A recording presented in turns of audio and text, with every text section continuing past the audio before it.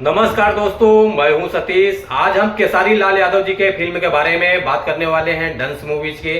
तो आप लोग वीडियो में बने रहिए, शुरू से लेकर आखिरी तक आप लोग वीडियो को पूरा देखिए, तभी कुछ समझ पाएंगे।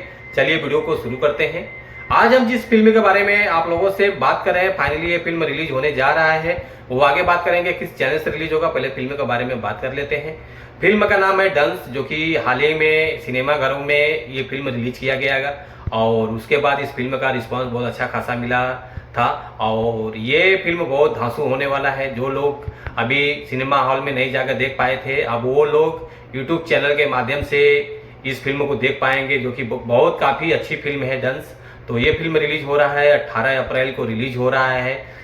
ग्लोबल म्यूजिक जंक्शन के द्वारा प्रस्तुत होगा, तो आप लोग जरूर देखिएगा। रिलीज कर दिया जाएगा ग्लोबल म्यूजिक जंक्शन के माध्यम से, जो कि काफ़ी अच्छा चैनल है। तो आप लोग इस मूवीज को जरूर देखिएगा। डंस फिल्म बहुत अच्छा है। इस फिल्म में जितने भी किरदार हैं सब अच्छे हैं। मेन किरदार नजर आने वाले हैं केसारी लाल यादव जी, तो आप लोग जरूर देखिए। काफ़ी अच्छी फिल्म बनी हुई है, बहुत मेहनत हुआ है केसारी लाल यादव जी की फिल्म में। तो थैंक यू सो मच, ऐसे आशीर्वाद बनाए।